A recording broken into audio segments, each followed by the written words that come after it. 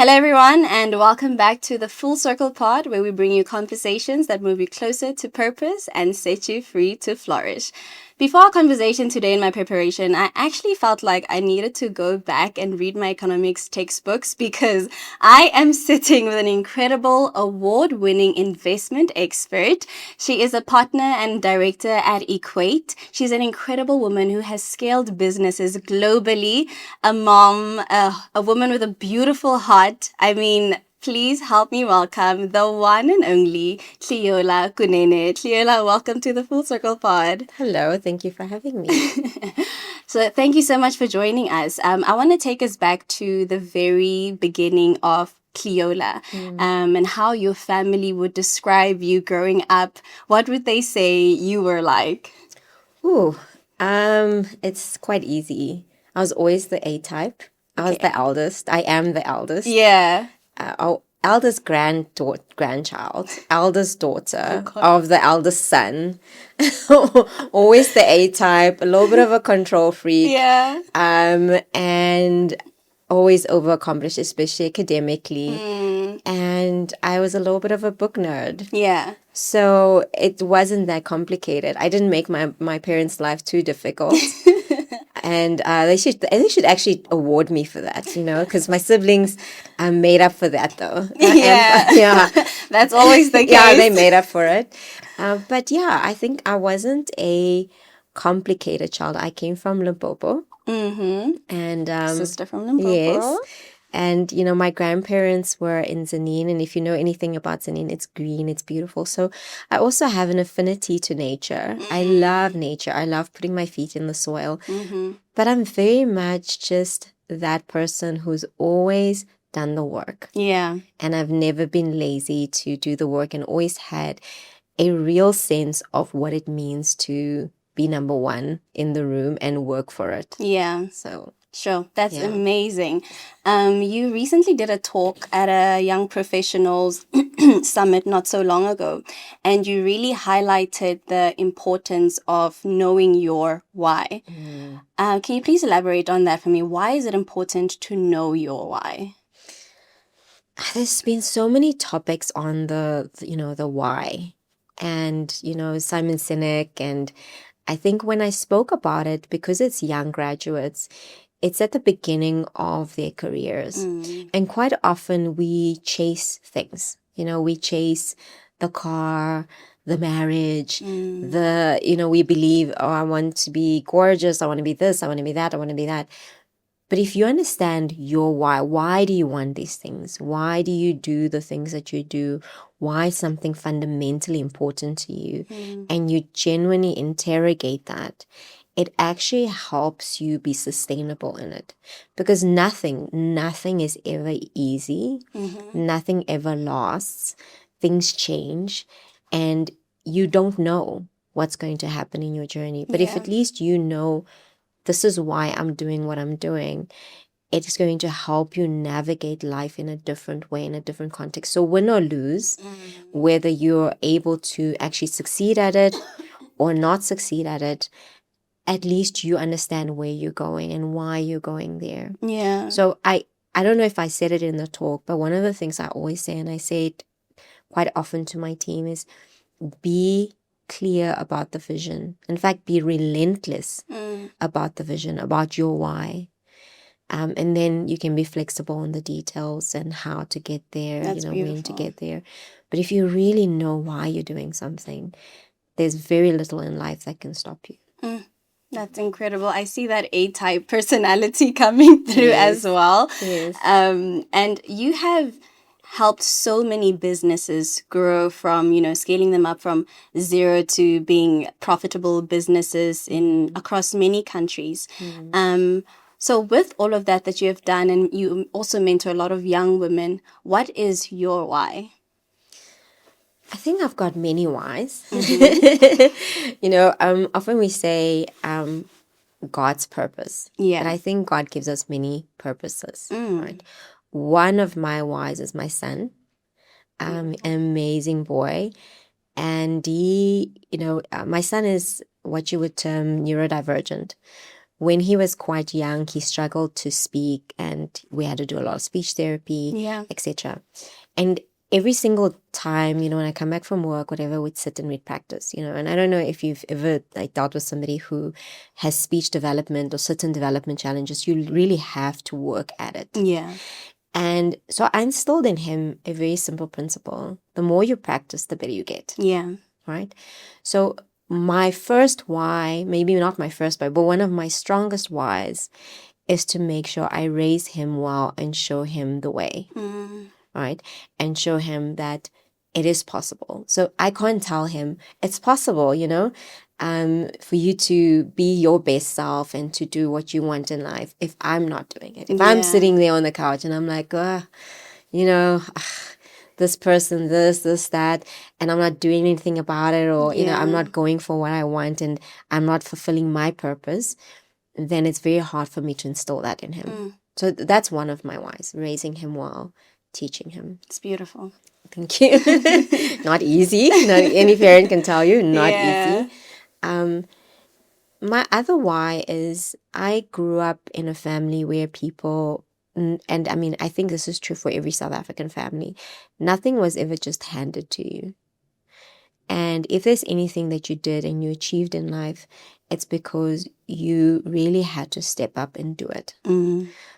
You had to sit long hours and do the studying, you know what I mean? There were very few families that had a lot of money. So if you were lucky enough to go to university, you better make sure you pass. Yeah. If you were lucky enough to get a job, you better make sure it worked, you know what I mean? And so one of the things for me is, coming from a family where good values were installed. So one of my whys is carrying on that legacy, right? And making sure that I make my family proud, that I make my mom proud, and I'm able to always be that anchor, especially as the eldest. Yeah. And not to say that I've always been successful. That definitely not. Absolutely not. I've had my own struggles and my own failures, many of them. But making your family proud as a why, I think, is also a calling from God, because God calls you to fulfill that. You know what I mean? If you're a child in a home, you are there to fulfill the wishes of your parents, to respect them, to honor them, right? And to honor your family. And sometimes in many families, you find there's one person who's doing that for the whole family, right? And it's a big thing. Yeah. So if whether I'm the only one or there's others, I know that I have to honor my family by doing what I'm doing. And then mainly, of course, it is something that I genuinely have experienced myself as an entrepreneur. I've experienced what it's like to struggle and not to have that help. And if you have somebody who genuinely can help you and is capable, why not? So apart from the why not? Why not the person who can do it? Why not the person who's experienced it and the person who actually has the means and the opportunity to make a difference? So I believe I want to make a difference. I want to make an impact. Sure.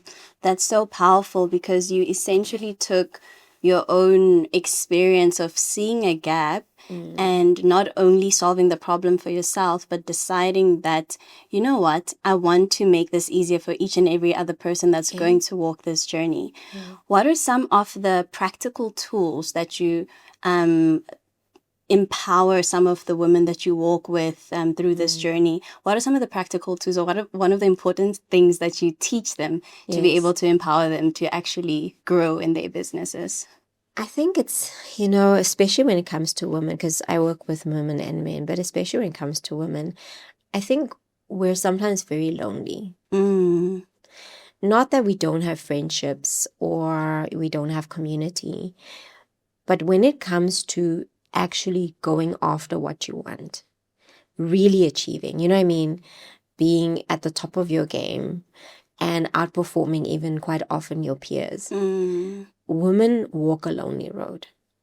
So I think one of the first things is to help them understand how to not walk alone, how to craft community, and also be willing to let go of community that doesn't serve what they're trying to achieve. Sadly, sometimes people don't see you in that way, right? Right. So if you really see yourself as, you can imagine, like, for instance, an Oprah Winfrey. I can't imagine that Oprah could have kept many people as her friends, right? Or as her community. She had to be so selective about her community, because the community that you have when you're building, especially when you're building something great, is the community that's going to uplift you and help you build. Yeah. Right. In different ways. I'm not saying everybody has to either be on that level or whatever, even if it's through a prayer or through, but what I'm saying is you can't stay at the same level. So the first thing is fundamentally understanding what level you want to be at, what growth you seek, and seeking out and building a community that helps you understand that. And I think it's a very hard thing, right? Because we never see anything wrong. But if you want to learn and you want to grow, who are you learning from? Who are you growing with? And who's helping you achieve that? Because that's going to hold you, you know what I mean, in good stead more than just reading a book or, going to a seminar or something. So that's one of the first things. I think obviously there's a lot of other things that we walk through, but I take a very systematic approach especially if I mentor. And the systematic approach is I don't do it, it's not a, what do you call it, hopeful thinking and kind of, I do a lot of understanding, a lot of diagnostic, a lot of assessment. And once I understand where you at, what's happening, I'm talking about everything in terms of your business, in terms of behavior, in terms of all of those things, then we start working towards a functional plan. But one of the two key things, first community, and the second thing is mindset. Okay. And a big part of mindset is also how to develop the capability to trust yourself. How do you build self-trust? And so self-trust may seem like such a soft thing, but if you want a successful business, especially a sustainable business, if you want a 3 million business versus a 300 million rand business versus a 3 billion rand business, you're talking very, very different people. So you need to be able to build your community, build yourself, and trust yourself. Sure. So you've already touched on the topic of basically sacrifice. And I think one of the reasons why we women tend to not be very intentional or very selective about the community that we build with is because we are built for connection. So it's sometimes very hard to let go of people, even when we know that this person's mindsets aren't aligned with me, the journey they're on aren't aligned with me, but we tend to hold on to that. So I can imagine that there are even more sacrifices that you have to make on the journey to building. What are some of the sacrifices and habits that you've had to build to be able to build what you have, but also sustain it? I think one of the first things, like I said, is be relentless. I often call myself relentless. I said to my team as well that the secret sauce to my success is that I'm relentless. That's such a powerful thing. Yes, that as simple as it is. Some people call it grit, but I call it, not giving up.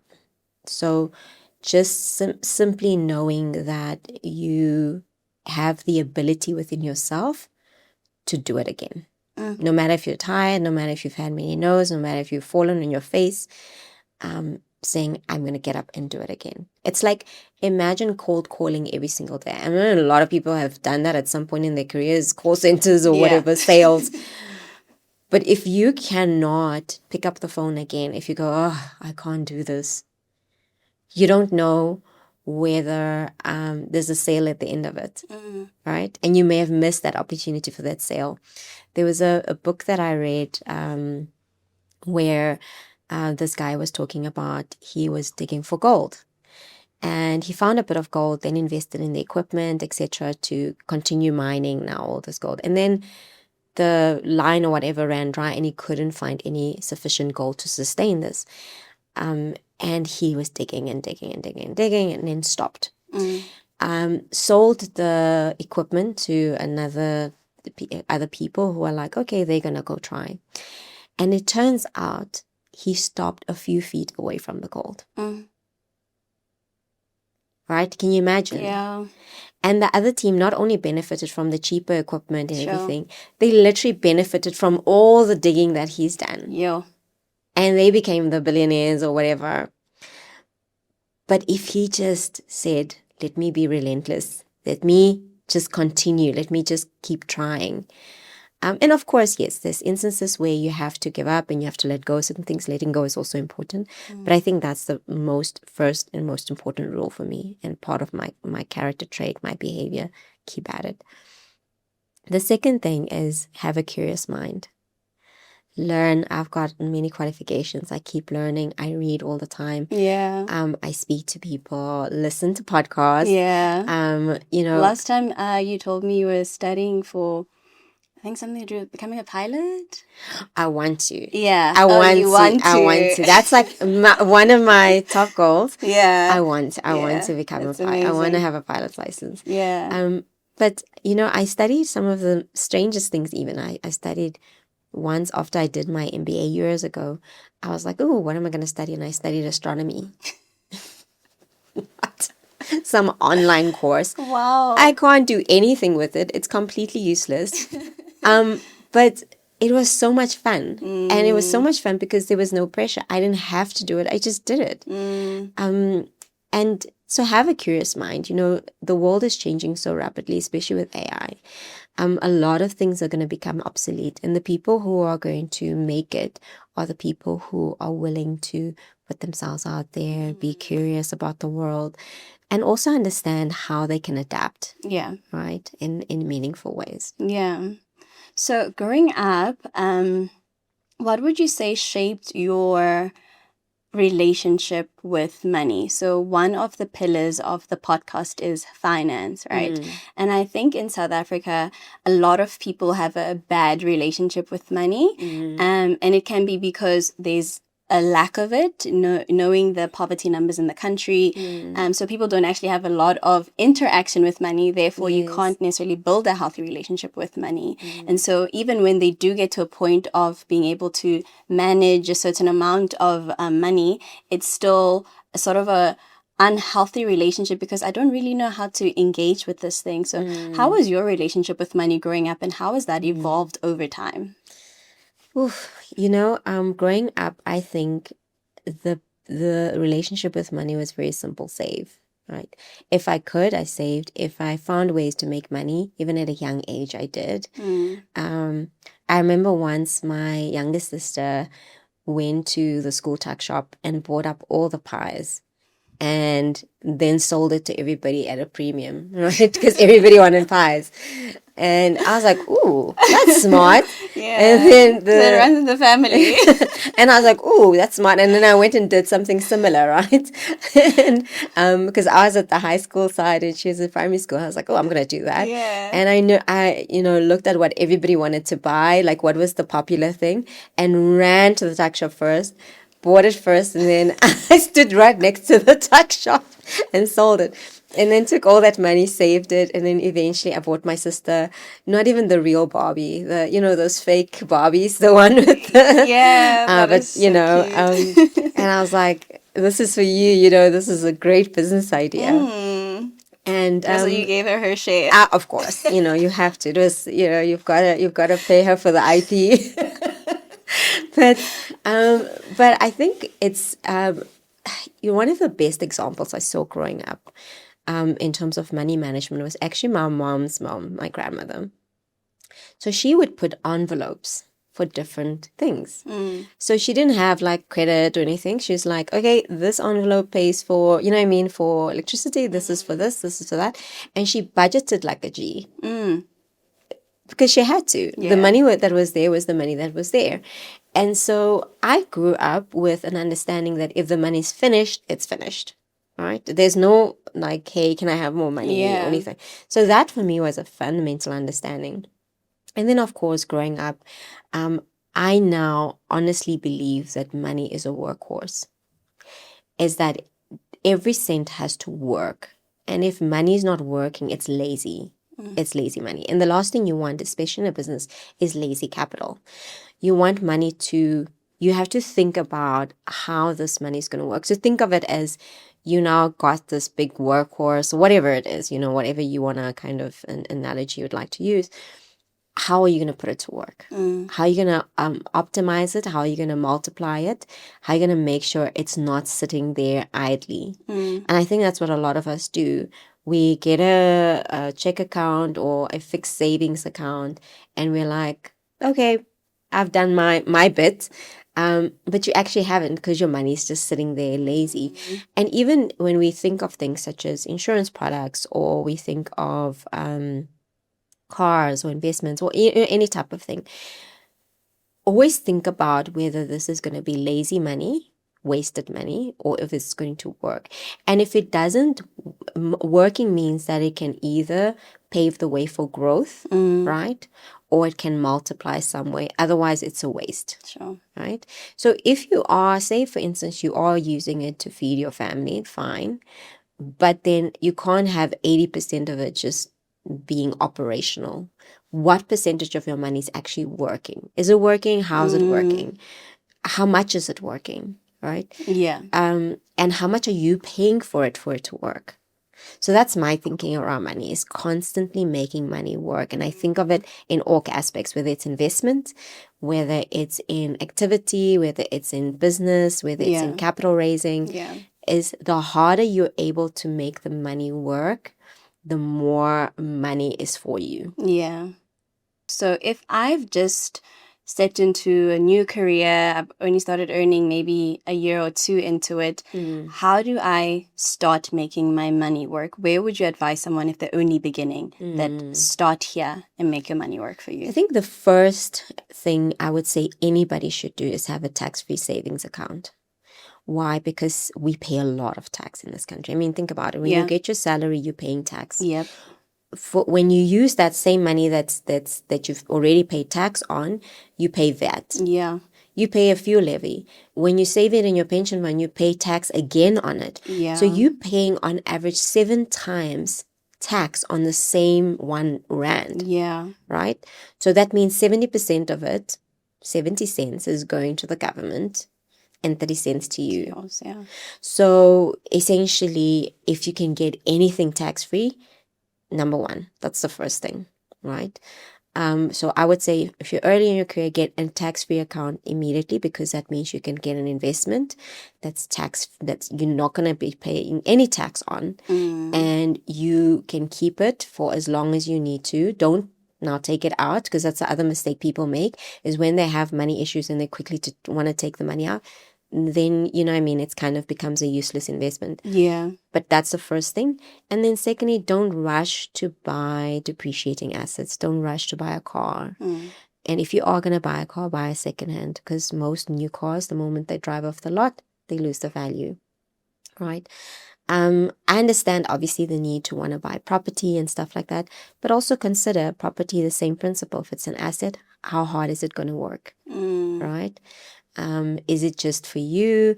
Are you going to rent it out? Are you know what I mean? What are you actually, how much you're actually paying for that asset? Or are you better off staying with your parents as long as you can? If you can, do it. I know it's not the popular thing to do. Yeah.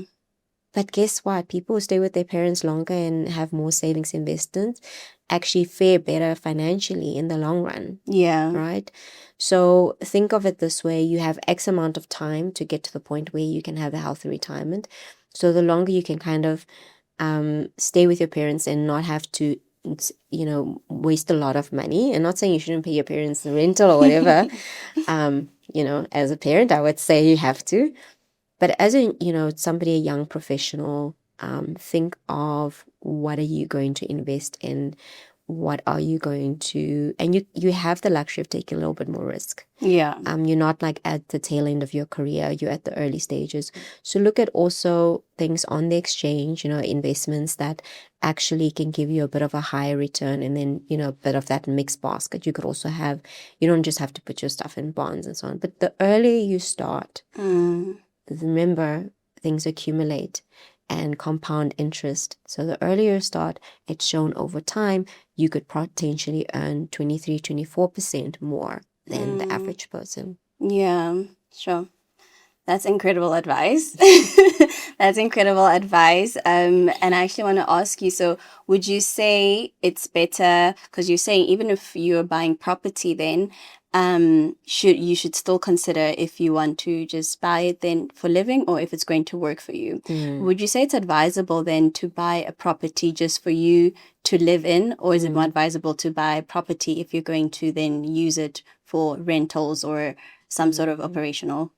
I think it depends on what you want. I mean, if you have a young family, of course, you may want to just buy something you can live in. But if you're still young professional, single, etc., look at a property that does have rental opportunity in the long run, because you may not want to stay there forever. But I'm always of the view, if you are going to buy property, if that's something you do want, make sure it can be leveraged for different uses. Okay. Right. Not everybody needs to buy property. There's different, ways that you can manage your assets. But if a property is something that you want as an asset, remember, property value still increases. So you can keep the property, make sure that it's in an area that's going to go up in value, make sure that you're not paying too much in levies. You don't want to stay in a place with high levies, because then it becomes useless, and do some homework. Do some homework in terms of the area, right? How have properties fared in that area? How is it safe? You know what I mean? The safety, the rental income there. Speak to some agents, understand the environment that you're in, and understand also there's a lot of data also available online, how that market has fared, that property market in the area that you're buying in. Has it gone down? Has it gone up? So you get a better sense of the next 10 years trajectory. Obviously, it's not certain if you are going to buy it for rental, what that's going to mean. Yeah.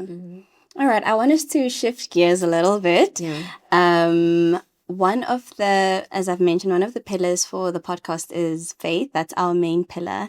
And so the theme for season 1 is planted. And I've previously shared this in other episodes, but where that came from is that I was going through a season where I felt like God was hiding me. And I felt like there were certain things I was supposed to be achieving at that point in time, but it almost felt like I was just stuck. And after seeking the Lord about it, He revealed to me that I was being planted and being rooted, so that when the time is right and He shows me the way and where I want to go, that I do it in the way that He would want me to. Yes. Do you perhaps have a story or a season where you also felt planted or even felt hidden, but only in time you realized God was actually keeping me for this? I think I'm going through that now. I've been at the stock exchange. I worked in that space for like a decade. I've done amazing things, and now I've transitioned, to have my own fund, to partner on different funds, a debt fund and a VC fund, and directly investing in and funding businesses, not just growing them, not just scaling them, but also helping them realize their beauty and their potential in a tangible way, with real money contribution. Yeah. Now, that level of work isn't easy. As if you think about it, you're literally not just giving of yourself and your skills. You're tangibly investing in someone else's future. Yeah. And so I'm going through that transition phase. I've been going through that transition phase, and I've kind of pulled back from social media. LinkedIn, I used to post a lot of LinkedIn, to do a lot of talks. And then I started systematically, steadily pulling back from these things. And I didn't know why. I didn't know why. I was just, and I realized it's because the level of work that I'm doing is not just about my own future, but it's about so many families' futures. Because think about it, every business that I either save or help grow are going to be employing a lot of people that are going to be feeding a lot of families. And I understand the weight of that, not just my, employees in my own company, but every single company. And to not just invest in those businesses, but to make sure that they grow sustainably, that they're able to employ more people, that they're able to contribute meaningfully to the economy. And the challenges in our economy feels not just like a calling, it feels like a challenge, Yeah. right? It's a real challenge. I mean, earlier we just chatted about, when God calls somebody, it's never easy. I've never read a story where God called somebody and it's like, oh, this because I called you, the journey's going to be great. Yeah. And if you think of the stories of Moses or Noah or anybody else, right? So being planted at that early stage when you're a seedling, you're fragile, right? Think about it. When we plant something, we put little stones around it. It can't get too much sun exposure. It can't get too much water. It can't, you can't be going and touching it. It needs to be left alone. Sure. Right? Why? Because the roots need to grow. The roots need to go down into the soil and really anchor itself so that it can grow. But if the roots are not strong, any kind of breeze can uproot it.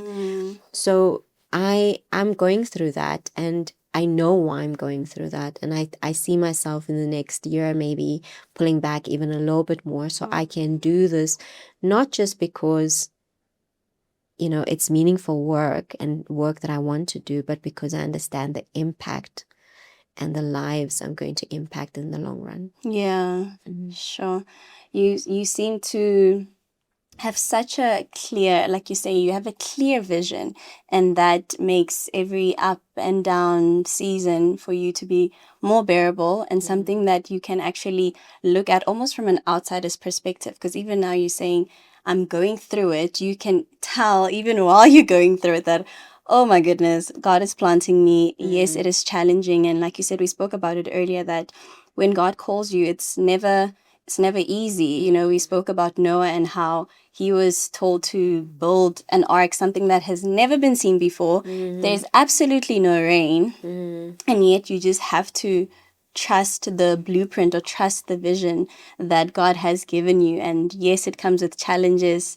It's not easy, but because you know who sent you and the why you're doing it, you're able to go through all those tough times and still build and build and build until you're ready to sprout and flourish in that way. So that's incredible. But also, I think the reality is that you're supposed to feel the pain of it. You're supposed to feel the loneliness of it. And you're supposed to feel the weight of it. Because anything that comes easy never really lasts, never truly has the impact. And also, if anybody could do it, God wouldn't need to call you. He called you because there's something in you that says, I can. And so faith plays such a key role because, yes, absolutely, you may not see the fruit that you're going to bear for a long time. But if your prayer is always for ease, your prayer is definitely not for the calling, because the calling is never ease. And if you make peace with that, it makes the journey so much more bearable and manageable because you know that you're walking in faith. Sure. That is so brilliant. That is your girl. Girl. That is so good. I heard you speak in another conversation where you mentioned that you lost your husband in 2019. And a lot of the research and the work that you're doing also started around that time and in 2020. So after losing someone that you love so deeply and at such a young age, how do you receive love again and give love again? It took me a long time. I now have a partner. Yeah. It took me a long time to get to the point where I felt like I wasn't comparing, right? Because I think if I had a difficult, an awful person in my life, and I would be like, oh, Thank God. Thank God. But, he was a good man and Yeah. a good father. So I think it took me a long time not to get to the point where I can receive love again, but to not compare, because you want to experience somebody and appreciate them for who they are Yeah. and the role that they play in your life. I'm very lucky that the person I'm with is an entrepreneur again, because I think we just understand each other a lot better. Yeah. But it means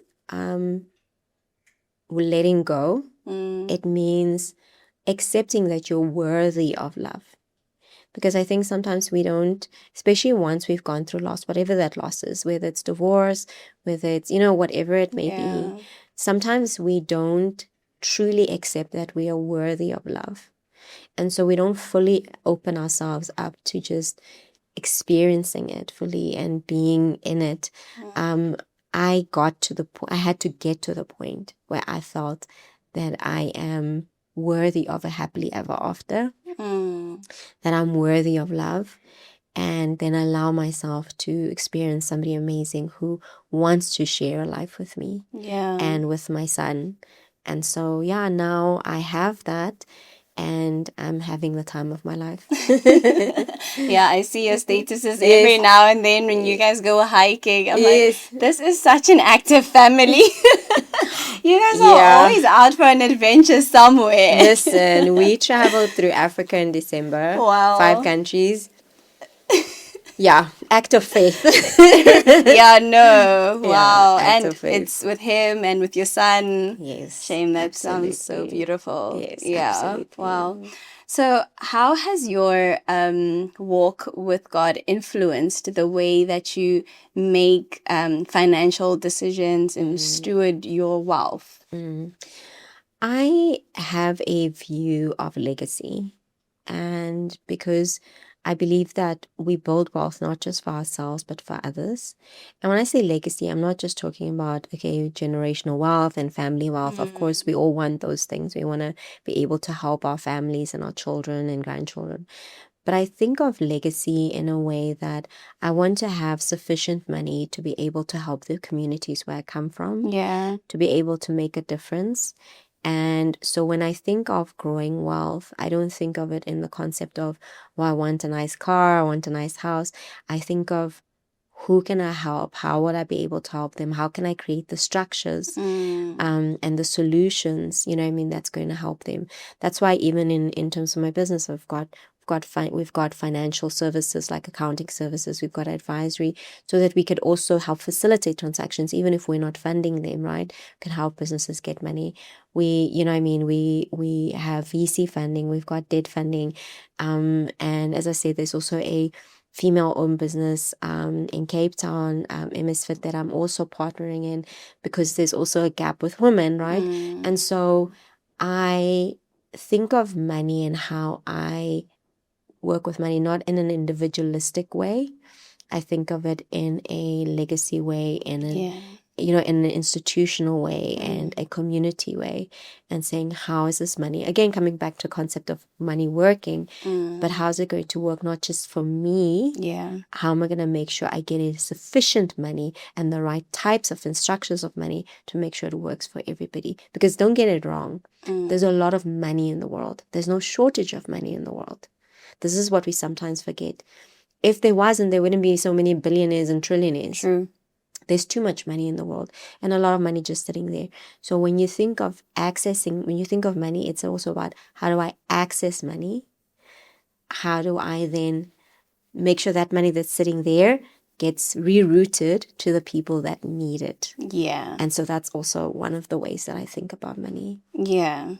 So then you sound like you're very busy making an impact in the world, building a legacy, supporting businesses, supporting different individuals on their own journeys.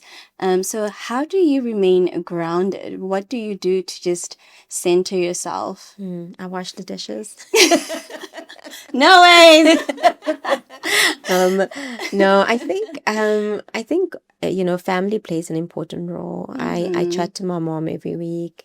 I believe in family and cooking, being at home, this Easter I made a family lunch for my partner's parents and I, and with some friends. It's beautiful. Yeah, and obviously I'm a good cook, guys, just saying. But I'll be coming over for dinner, just so by the way. you have to. I can now put hand on heart and say yes. Okay, If everybody perfect. tells you your food's good, then obviously, Yeah, you have But to believe it. you have to believe it. You have to believe in yourself. I am not getting too much of that, hey? You have to believe in yourself. Even if they're lying, it's fine. But I think, being grounded is understanding also that nothing lasts forever. And so it comes back full circle to the why. Why are you doing what you're doing? If you understand why you're here, even when I was at the JSC, I mean, a lot of people are, oh, you're working for the exchange. You've landed. Hey, that's amazing. And I often said, the exchange is just another company where you're there to do your best. But secondly, I mean, it's got a lot of, I don't know if people know this, it's got a lot of women, majority women, Yeah. right? Women CEO, etc. But a lot of kick-ass women, right? Amazing women, the best in the field. And so being around, again, community, people who are really amazing, keeps you grounded. Why? Because you don't think that you're the hottest. Yeah. You realize that you've got a lot of work to do, right? So I think that's another thing. Be around people who are really good, but also grounded themselves, so that you can continue learning from them how to be better as you navigate different terrains, right? But I think lastly, as I said, if you know your why, it always comes back to understanding that the job is never done. Yeah. No matter what you feel you've achieved. And I remember, like, I was in a which magazine was it? And they said Career Legacy. It was Career Ndawa, and it was like, legacies, like top 100 career legacies. Yeah. And I'm like, I'm not like in my 60s or anything, like to have a career legacy. Yeah. But I understand that, for that I've done a lot of amazing things, but I'm just getting started because my why is still there. My why still needs to be fulfilled. So I'm grounded in the fact that I still need to hustle my butt off and work like crazy, and humble myself to get to achieving my why. And I don't think I ever will fully. Yeah. Because, things evolve, and as long as you keep listening to God, you realize that God's calling for you, and your life always keeps evolving as well. Sure. And that would require for you to keep going back to God. And as you're speaking, I'm remembering, I think there's a quote that says, if your dream doesn't require God, then it's too small. That's really what's coming out for me, because if it's something that you can just achieve, just arrive, just be done, then maybe you need to reconsider that your vision might be too small, or your vision might just be yours that you decided for yourself. Yeah. Sure. So as you're saying, you've been recognized in different rooms, top 100. Yeah. And I mean, I can 100% agree with them. So you carry a lot of hats and heavyweight hats. So what are some of the lessons you've learned, on your way up?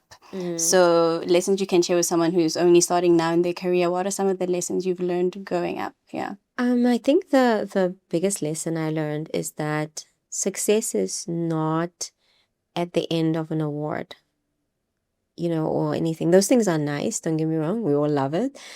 But success is in the daily grind. And it's like chipping away at something, like the Statue of David. Like when the Statue of David was carved, it was like, imagine the Statue of David, how long it took, right? Sure.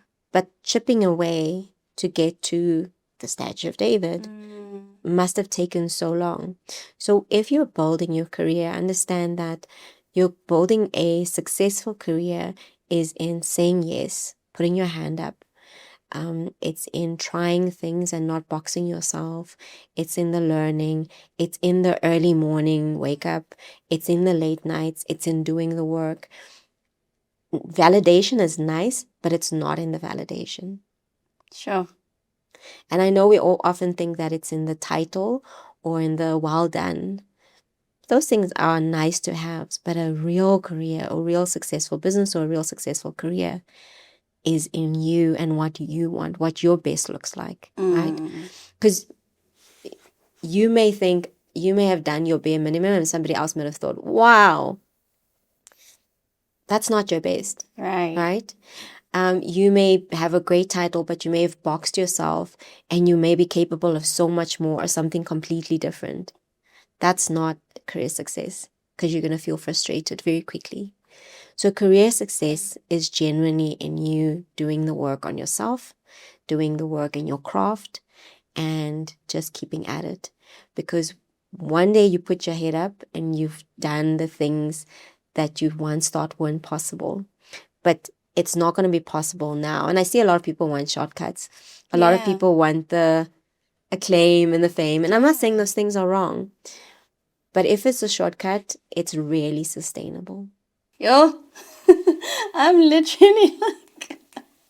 Cleola, we are almost coming to the end of our conversation. And I just want to ask you, what is something that you truly want to leave with our audience for today? Something that you just like, I don't want to walk away without leaving this with them. I think the question around your why, of course, do the work to answer that for yourself and learn to trust yourself. There's an exercise that I do with my mentees, and it starts very simple in terms of self-trust. If you said, okay, you choose what it is, but say, for instance, you said, today I'm going to drink 8 glasses of water, and you don't drink 8 glasses of water, what you've taught yourself is that you cannot trust yourself to honor your commitment to yourself, right? So self-trust is about honoring commitments to yourself. It's not about anybody else. Yeah. And that is going to hold you in good stead more than anyone or anything else in this world. Knowing that you can trust yourself to figure things out, to see things through, to do what you said you're going to do for you. Yeah. Whether somebody's there or somebody's not, for you, right? Building self-trust is probably the most important things in terms of confidence, in terms of success, in terms of so many things. So I would say, if there's anything I would say, ask anybody to do for themselves, build the ability to trust yourself. Trust God, of course, you've got to pray, you've got to have faith. But that also falls flat if you can't trust yourself. So that is the most important rule for anyone to be successful in their lives. Yeah. And it's so true what you're saying, that if you're praying to God to give you a vision, to give you the wisdom, and to give you the resources, but you don't build that trust for yourself to action, because God's not going to come and pick you up to do it. You have to build that self-trust that, okay, I've asked God to give me the wisdom, to give me the resources, but when I say I'm going to step out and use what He gave me, I actually do it. Yes. And that way you reinforce that, okay, I did it last time, I can do it again, and I can do it again, and I can do it again. Yeah, sure. Absolutely, because things are long. Relationships are long. You know what I mean? It can become complicated. Careers are long and can be complicated. Business is long and can be complicated. But think about it. If you can at least count on yourself and trust yourself, no matter where you are, what you find, you know what I mean? You know that you're going to honor yourself. And I think the other thing is, tell yourself the truth. Be kind to yourself. I'm not saying, be hard on yourself. You have to be kind to yourself. But if you're lying to yourself, and most times when people lie to themselves is when they externalize things. They blame other people. They, find reasons, make excuses. So those two things go hand in hand. Trust yourself and be honest with yourself, but with kindness. Yeah. Sure. So powerful. And what a beautiful note to close on for us. Let us know what really truly stood out for you in today's episode. Cleola, thank you so much for joining me. You gave so many nuggets of wisdom, and I'm sure a lot of people are going to be helped in their financial journey, in their walk with God, in their wellness journey, and even in their relationships. So keep inspiring, keep doing what you're doing. I mean, I am super inspired every time I get to sit down with you. I'm incredibly inspired by the woman that you are, because you don't only preach, but you practice what you preach. you teach all these things, but when I witness you, it's like what you said about your son, Yes. that you need to do it because you can't tell him that you can do anything and then you're not doing anything. And that's Yes. something that I've witnessed myself. So keep doing what you're doing. You're inspiring many of us. Thank you. And I'm so honored to have had you on the podcast. So like I said, let us know what stood out for you in the comments and catch us again next week.